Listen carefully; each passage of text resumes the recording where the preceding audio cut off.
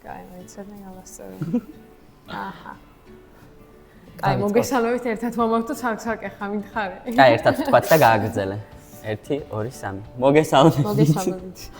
ვეცდებით რომ მეტი მრავალფეროვნებისთვის შემოგთავაზოთ ერთ ძალიან საინტერესო აქტივობა და ვფიქრობ ამით უფრო მეტად გავიცნობთ ერთმანეთს და უფრო მეტად გაგაცნობთ ჩვენ შეხედულებებს გარკვეულ საკითხებთან დაკავშირებით. კარგი, მაშინ ვიქნები პირველი, რომელიც დაიწყებს და მაინტერესებს რა კითხვა ამობება პირველი, რაზეც უნდა ვუყოს გარკვეული კითხვები, რომლებიც ზოგიერთი უცნობია. ხო, ანუ არ ვიცით კითხვების შესახებ, რა თქმა უნდა და პირველი კითხვა რაც არის, გაგვაცანით თქვენი თავი და რატომ ხართ ამ პროექტის მონაწილე? მე ზეინაბ კვაზბავარ, ქართულ-აფხაზური ოჯახის წევრი გახლავართ.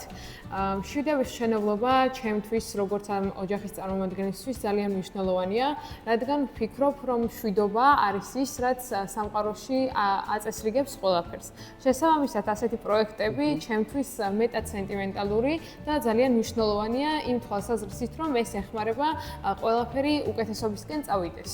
ანუ გამოსწორდეს ჩვენი ყოველდღიურობა და აღარ იყოს, ასე რომ ვთქვათ, ეს ბარიკადები ჩვენსა და მათ შორის.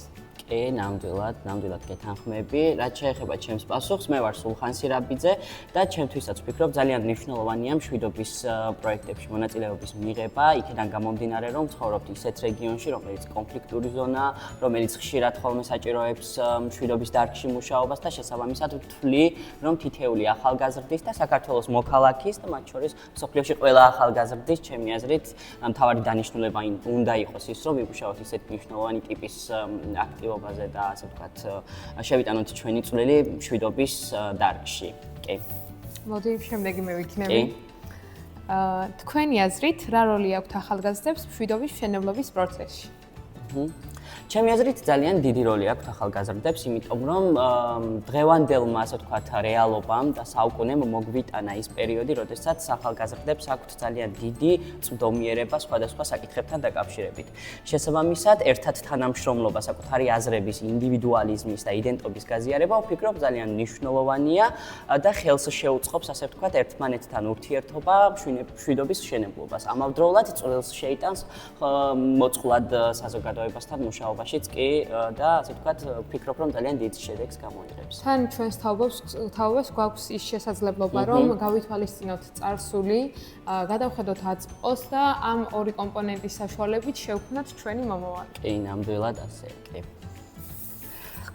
რაც შეეხება შემდეგ კითხვას, როგორ ხედავთ თქვენს როლს კონფლიქტის ტრანსფორმაციის პროცესში?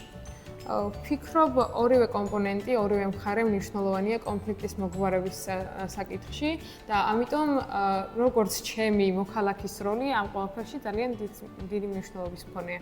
კი, ნამდვილად.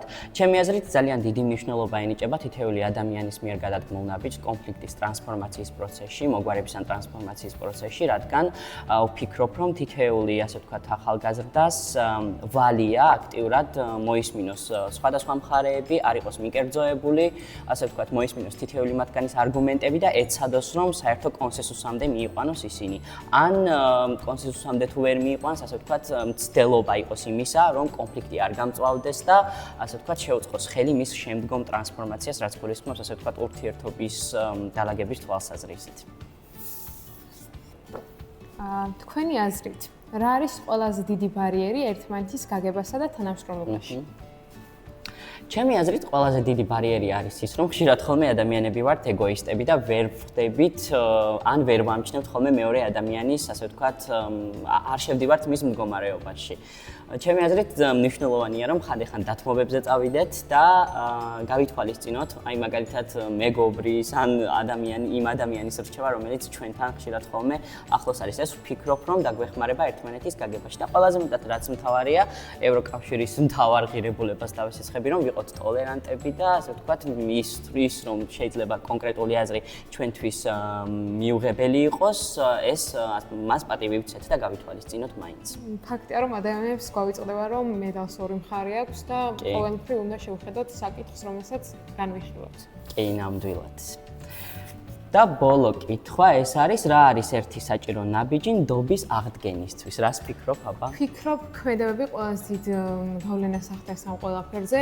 როდესაც მეორე მხარე ხედავს, რომ შენ რაღაცას აკეთებ, ანუ რაღაც ნაბიჯს მასთან მიმართებაში, ინიციატივა უჩნდება სხვასაც, რომ რაღაც კარგი გააკეთოს შენთვისაც. ფიქრობ, სიკეთის გაკეთება და ერთი გადადგმული მოქმედება ნიშნავს იმას, რომ რაღაც ახალს შექმნი.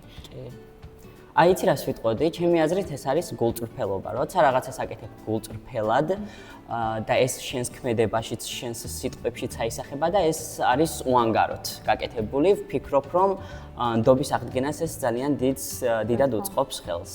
და მართლაც ასეა, თუ საკუთარ გამოცდილებებსაც გადავხედავთ ალბათ, მე მქონია მსგავსი გამოცდილება და ასე რომ, როდესაც ადამიანი გულწრფელია, მას ეს საკუთარ ქმედებებზეც კი ეტყობა და ამას შეუძლია ნდობის აღდგენა.